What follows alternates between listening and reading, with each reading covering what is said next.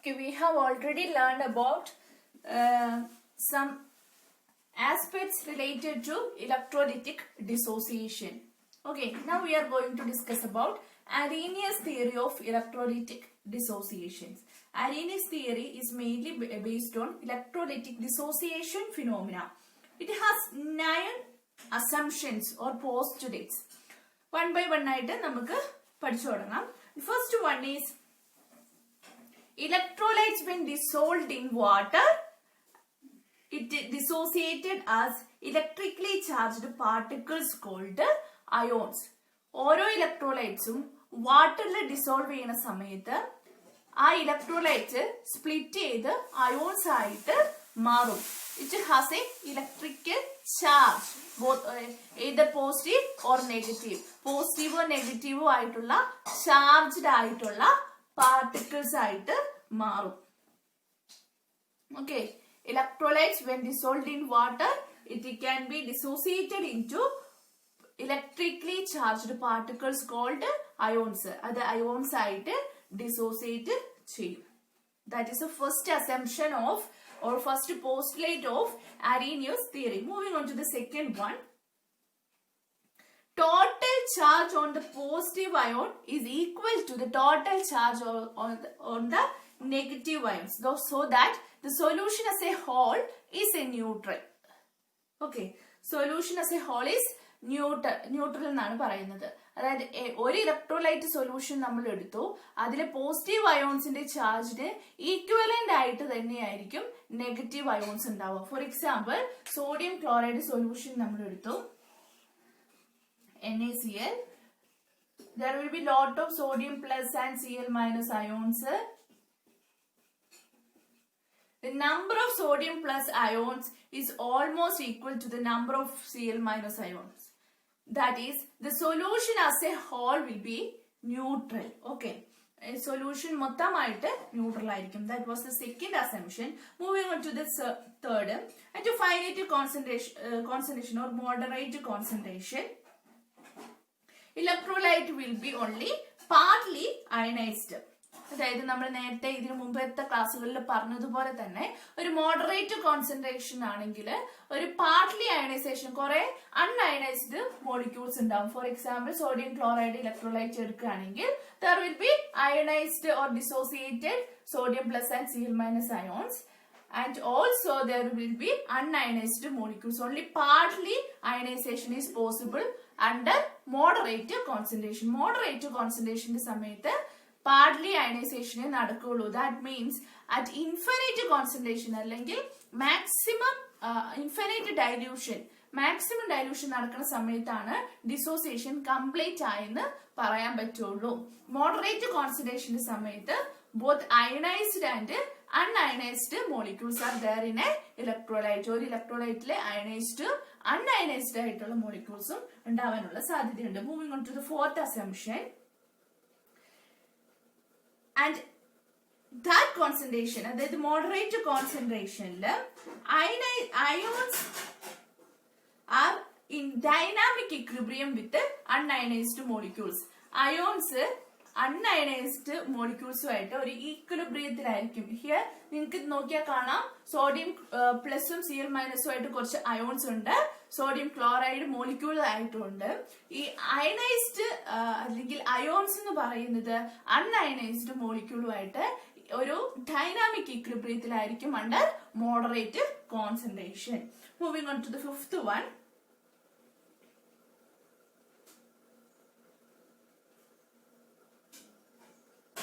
Extent of ionization varies with concentration. നമ്മൾ ഇതുവരെ പറഞ്ഞിട്ടുള്ള ഒരു കാര്യമാണ്. അയണൈസേഷൻ കോൺസെൻട്രേഷൻ മാറുന്നതിനനുസരിച്ച് വേരി ചെയ്തുകൊണ്ടിരിക്കും. എങ്ങനെയാണ് വേരി ചെയ്യുന്നത്? ഡൈല്യൂഷൻ കൂടുന്തോറും അയണൈസേഷൻ മാക്സിമം ആകും. ഇത് തന്നെയാണ് നമ്മൾ കൊളാഷ്യസ് ലോ വരെ പഠിച്ചു നിർത്തിയത്. അതായത് കോൺസെൻട്രേഷൻ കുറയുന്ന സമയത്ത് ionisation will be maximum, dilution കൂടുന്ന സമയത്ത് അയണൈസേഷൻ മാക്സിമം ആയിട്ട് നടക്കും. And then sixth one is when we are applying an electric field to this electrolyte solution. ഒരു ഇലക്ട്രോലൈറ്റ് സൊല്യൂഷനിലോട്ട് ഒരു ഇലക്ട്രിക് ഫീൽഡ് അല്ലെങ്കിൽ രണ്ട് ഇലക്ട്രോഡ് വെച്ചിട്ട് ഒരു ഇലക്ട്രിക് ഫീൽഡ് നമ്മൾ അപ്ലൈ ചെയ്യുകയാണെങ്കിൽ There will be a positive electrode and a negative electrode. The positive ions from the electrolyte moves towards the negative electrode and negative ions from the electrolyte move towards the positive electrode. Oppositely charged ആയിട്ടുള്ള ions oppositely charged ആയിട്ടുള്ള electrons electrodeലോട്ട് move ചെയ്യും when an electric field is applied to electrolyte solution. And the conductance of electrolyte solution such conditions. ആ ഒരു കണ്ടീഷനിലുള്ള electrolyte സൊല്യൂഷന്റെ conductance എന്ന് പറയുന്നത് ഈ അയോൺസിന്റെ movements കൊണ്ടുണ്ടാവുന്ന conductance ആണ്. അതായത് ഓപ്പോസിറ്റ്ലി ചാർജ്ഡ് അയോൺസ് ഇലക്ട്രോഡിലോട്ട് മൂവ് ചെയ്യുമ്പോഴാണ് അവിടെ കണ്ടക്ടൻസ് ഉണ്ടാവുക എന്ന് പറയുന്നത്. ഇനി വിത്ത് റെസ്പെക്ട് ടു കോളിഗേറ്റീവ് പ്രോപ്പർട്ടീസിനെ കുറിച്ച് പറയുകയാണെങ്കിൽ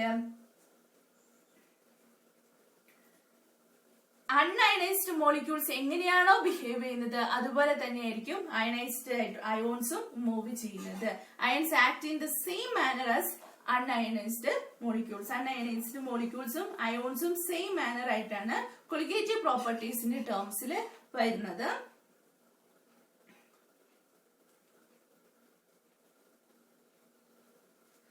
അതായത് നയൻത് അസംഷൻ എന്ന് പറയുന്നത് ഒരു ഇലക്ട്രോലൈറ്റിന്റെ പ്രോപ്പർട്ടി എന്ന് പറയുന്നത്, ഫോർ എക്സാമ്പിൾ സോഡിയം ക്ലോറൈഡ് ഇലക്ട്രോലൈറ്റിന്റെ പ്രോപ്പർട്ടി എന്ന് പറയുന്നത് അതിലുള്ള അയോൺസിന്റെ പ്രോപ്പർട്ടിക്ക് സിമിലർ ആയിരിക്കും. സോഡിയത്തിന്റെയും ക്ലോറിന്റെയും പ്രോപ്പർട്ടീസിന് സിമിലർ ആയിരിക്കും sodium chloride as a whole ഇലക്ട്രോലൈറ്റിന്റെ പ്രോപ്പർട്ടീസ് എന്ന് പറയുന്നത്. ഓരോ അയോൺസ് ഫർണിഷ് ചെയ്യുന്ന ഏതാണോ അയോൺസ് അതിലുള്ളത് അതിന് സിമിലർ ആയിരിക്കും. അങ്ങനെ 9 അസംഷൻസ് ആണ് നമ്മുടെ Arrhenius theory of electrolytic dissociation ഉള്ളത്. ആൻഡ് അരീനിയസ് തിയറി വെച്ചിട്ട് നമ്മള് വീക്ക് ഇലക്ട്രോലൈറ്റും സ്ട്രോങ് ഇലക്ട്രോലൈറ്റും പറയാൻ പറ്റും. Strong electrolytes are the electrolytes which shows complete dissociation at moderate concentration. Moderate concentration പോലും കംപ്ലീറ്റ് ഡിസോസിയേഷൻ നടത്തുന്നതിനെ സ്ട്രോങ് ഇലക്ട്രോലൈറ്റ്സ് എന്ന് പറയും. വീക്ക് ഇലക്ട്രോലൈറ്റ്സ് എന്ന് പറയുന്നത് electrolytes which not completely ionized at moderate concentration. High കോൺസെൻട്രേഷന്റെ സമയത്ത് ഫുള്ളി അയനൈസ്ഡ് അല്ലാത്തതിനെ നമ്മള് വീക്ക് ഇലക്ട്രോലൈറ്റ്സ് എന്നും ഈ അരീനിയസ് തിയറി വെച്ച് പറയാൻ പറ്റും. ഈ അരീനിയസ് തിയറി വെച്ചിട്ടാണ് നമ്മൾ ഇലക്ട്രോലൈസിസ് പഠിക്കുന്നത്. അത് തന്നെയാണ് ഞാൻ ഇവിടെ വരച്ചിരിക്കുന്നത്. If electrolyte is connected to or an electric field is applied to the electrolytic solution. ഒരു ഇലക്ട്രോലിറ്റിക് സൊല്യൂഷനിലോട്ട് നമ്മൾ ഒരു ഇലക്ട്രിക് ഫീൽഡ് അപ്ലൈ ചെയ്തിട്ടുണ്ടെങ്കിൽ migration of oppositely charged ions ഒക്കെ, അതായത് സോഡിയം പ്ലസ് പോസിറ്റീവ് ചാർജ് ഉള്ള അയോൺ നെഗറ്റീവ് ഇലക്ട്രോഡിലോട്ട് പോകും, Cl മൈനസ് നെഗറ്റീവ് ചാർജ് ഉള്ള അയോൺ പോസിറ്റീവ് ഇലക്ട്രോഡിലോട്ട് പോകും. അങ്ങനെ മൈഗ്രേഷൻ നടക്കും. therefore അവിടെ ഇലക്ട്രോലൈസിസ് നടക്കും, കണ്ടക്ടൻസ് നടക്കും, ഇലക്ട്രോലൈസിസ് നടക്കും. അത് നമ്മൾ ബേസ് ചെയ്യുന്നത് അരീനിയസ് തിയറിയിലാണ്. ഇനി രണ്ടാമത്തെ ഫാക്ടർ അരീനിയസ് തിയറിയിൽ നിന്ന് നമുക്ക് കിട്ടിയ ഒരു പോസിറ്റീവ് ആയിട്ടുള്ള കാര്യം എന്ന് പറയുന്നത് ഓൺ ഡൈല്യൂഷൻ കണ്ടക്ടിവിറ്റി ഇൻക്രീസ് ചെയ്യുന്നു നമുക്ക് മനസ്സിലാക്കാൻ പറ്റും. മോളാർ കണ്ടക്ടിവിറ്റി ഇൻക്രീസ് ചെയ്യുന്നു. മോളാർ കണ്ടക്ടിവിറ്റി ആണ്. On dilution molar conductivity increase ചെയ്യുന്നു എന്ന് പറയാം. And third one is ionic reaction. Ionic reaction എന്ന് പറഞ്ഞു കഴിഞ്ഞാൽ for example AgNO3 is reacting with the sodium chloride and the product formed will be having AgCl plus NaNO3. This product is formed due to the ionic activity of these two electrolytes അല്ലെങ്കിൽ these two compounds. ഇത് Ag പ്ലസും NO3 ആയിട്ട് split ചെയ്യാൻ dissociate ചെയ്യാൻ കഴിയുന്നത് കൊണ്ടാണ് നമ്മളിവിടെ പഠിക്കുന്നത്. ഇലക്ട്രോലിറ്റിക് ഡിസോസിയേഷനെ കുറിച്ചാണ്. AgNO3 Ag പ്ലസും NO3 മൈനസ് ആയിട്ട് ഡിസോസിയേറ്റ് ചെയ്യുന്നത് കൊണ്ടാണ് ഇവിടെ AgClഉം NaNO3 ഫോം ചെയ്യുന്നത്. അയണിക് റിയാക്ഷൻസ് നടക്കുന്നത് എന്തുകൊണ്ടാണ്? ഡിസോസിയേഷൻ ഓഫ് അയോൺസ് നടക്കുന്നത് കൊണ്ടാണ്. ഓക്കെ, ദെൻ വേറൊരു കാര്യം അരീനിയസ് തിയറിയിൽ നിന്ന് നമുക്ക് കിട്ടിയത് qualitative properties of electrolytes in aqueous solutions. അതായത് ഇലക്ട്രോലൈറ്റ്സിന്റെ അക്വ സൊല്യൂഷനിലുള്ള ഇലക്ട്രോലൈറ്റ്സിന്റെ colligative properties is always higher than that of non electrolytes. Non ഇലക്ട്രോലൈറ്റ്സിനെ കമ്പയർ ചെയ്യുമ്പോൾ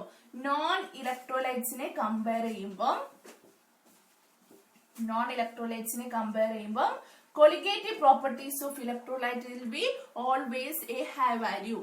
Okay, ഇലക്ട്രോലൈറ്റ്സിന്റെ colligative properties എന്ന് പറയുന്നത് കുറച്ചും കൂടി ഹൈ വാല്യൂ ആയിരിക്കും. ഇനി അരീനിയസ് തിയറിന്റെ അസംഷൻസ് പറഞ്ഞു, അതിൽ നിന്ന് നമുക്ക് കിട്ടിയ പോസിറ്റീവ് ആയിട്ടുള്ള ഡിസ്കവറീസ് പറഞ്ഞു. And moving on to the limitations of Arrhenius theory. First one, it does not explain why ionization occurs in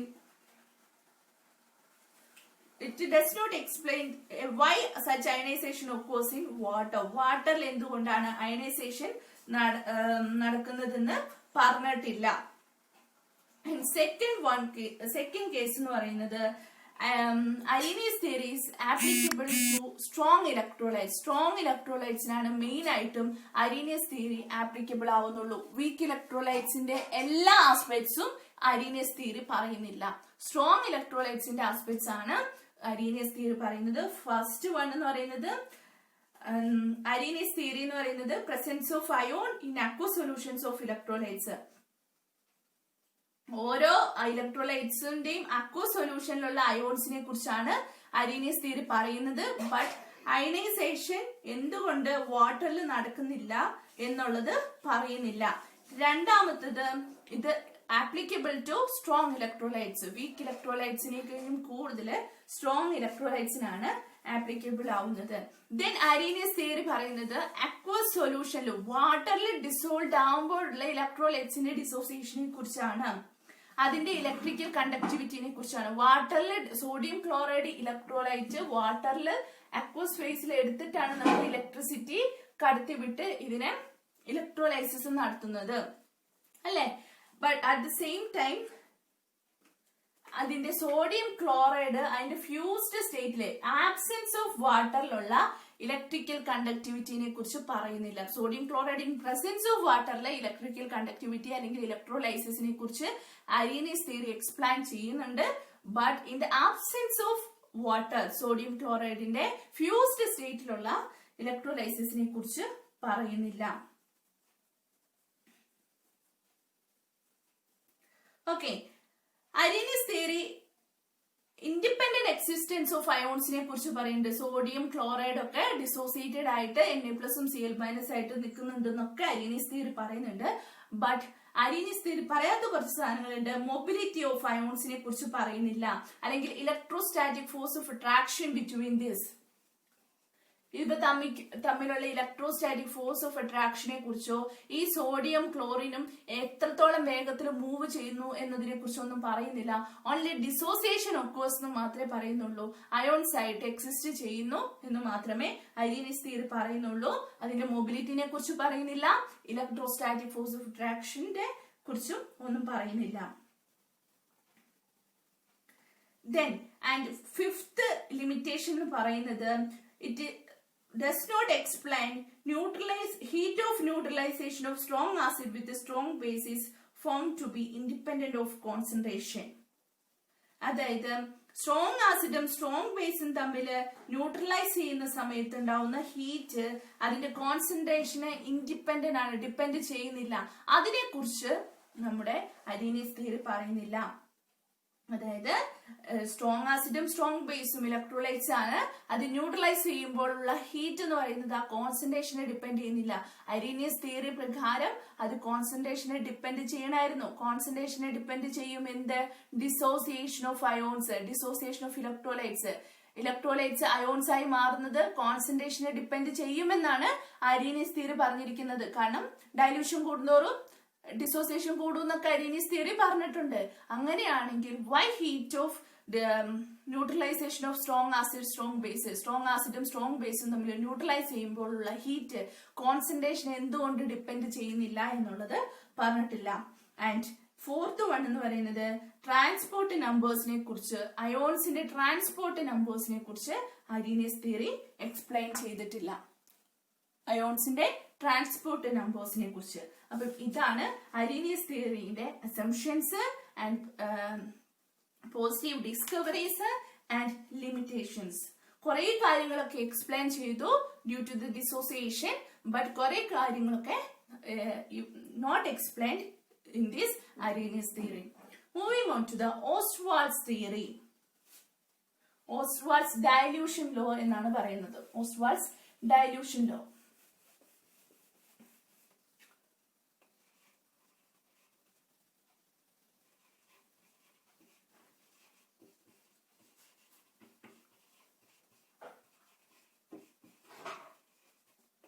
Ostwald's dilution law. It is a mathematical expression derived by Ostwald എന്ന് പറയുന്ന scientist derive ചെയ്തിട്ടുള്ള mathematical expression ആണ്. It is applying law of chemical equilibrium to electrolytic conditions. Electrolytic സിസ്റ്റത്തിലോട്ട് law of chemical equilibrium apply ചെയ്തിട്ടുണ്ടാക്കിയിട്ടുള്ള mathematical ഡെറിവേഷൻസിനെയാണ് Ostwald's dilution law എന്ന് പറയുന്നത്. For example, BA എന്ന് പറയുന്ന ഇലക്ട്രോലൈറ്റ് BA ഡിസോസിയേറ്റ് ചെയ്യുന്നത് ഒരു ഇക്വിലിബ്രിയത്തിലാണെങ്കിൽ B+ഉം A-ഉമായിട്ട് ഡിസോസിയേറ്റ് ചെയ്യുന്നു. BA is an electrolyte. It is dissociated as B+ and A-. At initial condition, concentration of BA is C and concentration of B+ is 0 and A- is 0. At initial condition, BA എന്ന് പറയുന്ന electrolyte dissociate ചെയ്യാൻ തുടങ്ങുന്നതിന് മുമ്പേ B+ഉം A- ഉണ്ടാവുന്നുണ്ടോ? ഇല്ല. Dissociate ചെയ്ത് കഴിയുമ്പോഴാണ് B+ഉം A- ഉണ്ടാവുന്നത്. Therefore, concentration of B+ and A- will be 0. BA will be the C. And equilibrium concentration C എന്ന് പറയുന്നത് 1 മൈനസ് ഇൻഫിനിറ്റി, 1ൽ നിന്നും 1 മൈനസ് ഇൻഫിനിറ്റി അല്ല ആൽഫ, 1 മൈനസ് ആൽഫ, 1ൽ നിന്നും ഡിഗ്രി ഓഫ് ഡിസോസിയേഷൻ 1 ആണെങ്കിൽ അതിൽ നിന്നും ആൽഫ ഡിസോസിയേറ്റ് ചെയ്ത് പോയി. ദാറ്റ് മീൻസ് കോൺസെൻട്രേഷൻ എന്ന് പറയുന്നത് B+ന്റെ കോൺസെൻട്രേഷൻ C ഇൻറ്റു ആൽഫ, A-ന്റെ concentration C into alpha. After time to your equilibrium conditionൽ C ഇൻറ്റു 1 മൈനസ് ആൽഫയാണ് കോൺസെൻട്രേഷൻ. ഇവിടെ C ആൽഫ, ഇവിടെ C alpha. Then applying chemical equilibrium. നിങ്ങൾക്കറിയാം ഇക്വിലിബ്രിയം കോൺസ്റ്റന്റ് ഒക്കെ നിങ്ങൾ പഠിച്ചതാണ്. അപ്ലൈങ് കെമിക്കൽ ഇക്വിലിബ്രിയം എങ്ങനെയാണ്? പ്രൊഡക്റ്റിന്റെ concentration divided by reactant concentration ആണ് വരിക. That is C alpha into C alpha divided by C into 1 minus alpha. Chemical equilibrium apply ചെയ്യുന്ന സമയത്ത്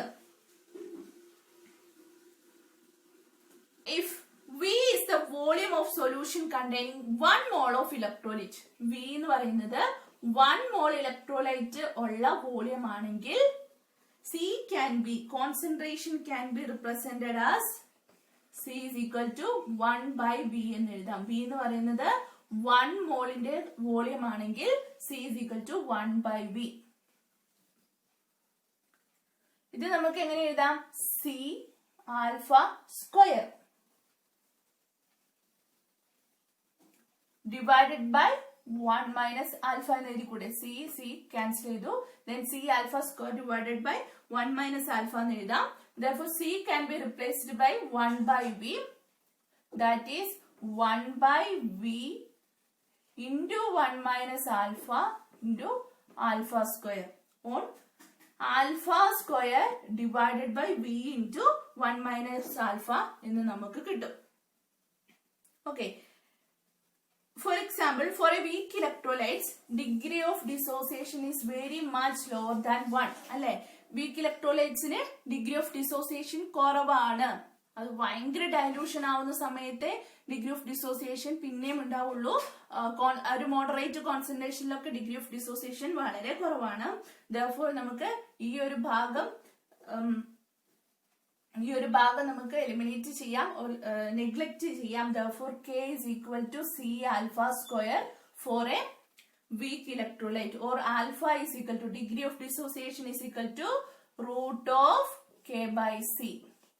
അപ്പം വീക്ക് ഇലക്ട്രോലൈറ്റ്സിന്റെ ഡിഗ്രി ഓഫ് ഡിസോസിയേഷൻ കണ്ടുപിടിക്കാൻ വേണ്ടി നമുക്ക് എന്ത് യൂസ് ചെയ്യാം? ഓസ്വാൾഡ്സ് ഡയലൂഷൻ ലോ യൂസ് ചെയ്യാം.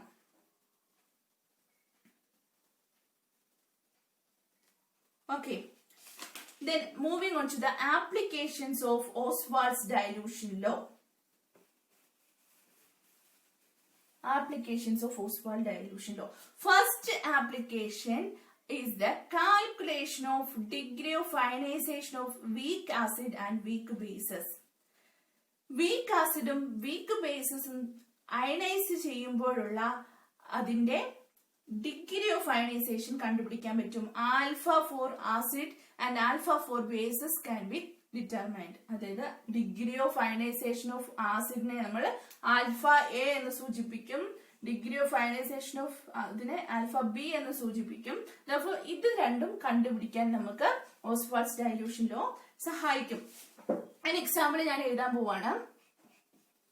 HA എന്ന് പറയുന്ന acid is dissociating into HA plus H2O. It is reacting with the water molecules. It is dissociated as H3O plus A minus. This is the dissociation reaction for acid. ഈ ഒരു acid dissociate ചെയ്യുന്ന reaction ആണ് ഞാൻ ഈ എഴുതിയിരിക്കുന്നത്. ഒരു ആസിഡിന്റെ dissociation reaction ആണ് എഴുതിയിരിക്കുന്നത്. ഇനീഷ്യൽ കോൺസെൻട്രേഷൻ C, ഇവിടെ 0, ഇവിടെ 0, ഫൈനൽ കോൺസെൻട്രേഷൻ 1 മൈനസ് ആൽഫ, ഇവിടെ C ആൽഫ പ്ലസ് ഇവിടെ C ആൽഫ ആണ്. ഓക്കെ, അപ്പൊ ഇതിൽ നിന്ന് equilibrium constant for acid ionisation of acid എന്ന് പറയുന്നത് equilibrium concentration or ionisation constant for acid എന്ന് പറയുന്നത് C alpha square divided by 1 minus alpha. നമ്മൾ നേരത്തെ ഡിറൈവ് ചെയ്ത് വെച്ചതാണ്. C alpha square divided by 1 minus alpha എന്ന് നമുക്ക് കിട്ടും. Ionisation constant for acid. അപ്പൊ ഫോർ വീക്ക് ആസിഡ് ആണെങ്കിൽ എന്ത് ചെയ്യും നമ്മള്?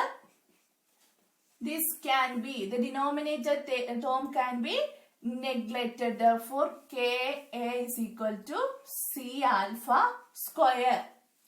For a weak acid, the ionization constant Ka is equal to C alpha square. From this, we can determine the dissociation constant for acid alpha A is equal to root of K by C. അപ്പം നമുക്ക് dissociation constant for acid കിട്ടി. ഇനി in order to find out dissociation constant for base, we have to consider a base containing OH minus BOH plus H2O. Sorry, BOH എന്ന് മാത്രം മതി. നമ്മള് ഇലക്ട്രോലൈറ്റ്സിൽ dissociate നടന്ന് B plus OH minus ആയിട്ട് B plus plus OH minus ആവുന്നു. Initial concentration C, ഇവിടെ 0, ഇവിടെ 0, ഇവിടെ C into 1 minus alpha, C alpha, C alpha. From this we can determine the alpha. നേരത്തെ പറഞ്ഞ അതേ മെത്തേഡിൽ തന്നെയാണ് ആൽഫ എന്ന് പറയുന്നത്. Root of KB divided by C വരും. ഇക്വിലിബ്രിയം കോൺസ്റ്റന്റ് KB എന്ന് പറയുന്നത് C alpha square divided by 1 minus alpha വരും. ഫോർ വീക്ക് ഇലക്ട്രോലൈറ്റ്സിന് ഡിനോമിനേറ്റർ ടേം നെഗ്ലക്ട് ചെയ്യും. KB is equal to C alpha square വരും. അതുകൊണ്ട് alpha is equal to KB by C. അപ്പം for both acid and base dissociation, the dissociation constant or degree of dissociation can be determined using Ostwald's dilution law. And second application is calculate the pH of an aqueous solution of a weak acid or weak base. ഒരു week ആസിഡിന്റെയോ week ബേസിന്റെയോ aqueous സൊല്യൂഷന്റെ pH നമുക്ക് കണ്ടുപിടിക്കാൻ പറ്റും. From this first equation, concentration of H3O plus is C alpha, right? Concentration of H3O plus is C alpha. Then what is pH? pH is equal to minus log to the base 10 into concentration of H3O plus. Therefore, we can write minus log to the base 10 concentration of C alpha. Concentration വേണ്ട C alpha. Concentration ആണ് C alpha എന്ന് പറയുന്നത്. അപ്പൊ നമുക്ക് H3O പ്ലസിന്റെ pH കിട്ടി. That means ഒരു ആസിഡിന്റെ pH കിട്ടി. Similarly for a ബേസിന്റെ കേസിൽ ഇവിടെ OH മൈനസിന്റേത് C alpha ആണ്. അപ്പൊ pH is equal to POH is equal to minus log 10 OH ആണ്. അപ്പൊ മൈനസ് log 10 C alpha വരും. pH ഇതിൽ നിന്ന് pH എങ്ങനെ കണ്ടുപിടിക്കാം? അപ്പൊ നമുക്ക് POH കിട്ടി മൈനസ് log 10 C alpha എന്ന് പറഞ്ഞിട്ട് ബേസിന്റെ pH കിട്ടി, POH കിട്ടി. Therefore ഇതിന്റെ pH കണ്ടുപിടിക്കാൻ എന്ത് ചെയ്താൽ 14ൽ നിന്നും ഈ POH മൈനസ് ചെയ്ത് കഴിഞ്ഞു കഴിഞ്ഞാൽ pH of this base solution can be determined. ഒരു ബേസിന്റെയും ഒരു ആസിഡിന്റെയും അക്വ സൊല്യൂഷന്റെ pH കണ്ടുപിടിക്കാൻ ആസിഡിന്റെ നമുക്ക് ഡയറക്റ്റ് pH കണ്ടുപിടിച്ചാൽ മതി. C alpha എന്ന് പറയുന്ന കോൺസെൻട്രേഷൻ ഇട്ട് കൊടുത്താൽ മതി. ബേസിന്റെ കേസിൽ POH കണ്ടുപിടിച്ചിട്ട് we should minus POH from 14. We can get the pH of base aqueous solution. Okay, and third application is the calculation of ionization constant of weak acid and weak base. നമ്മൾ already കണ്ടുപിടിച്ചു. This is the ionization constant Ka, and ഇവിടെ Kb is the ionization constant for bases, which can be determined using this equation as well as. അപ്പൊ മൂന്ന് application ആണ്. Degree of ionisation of weak acid and weak base, അതായത് alpha for acid and bases can be determined, and equilibrium ionization constant for acid and base can be determined, and pH of aqueous solution of acid and bases can be determined using Ostwald's dilution law.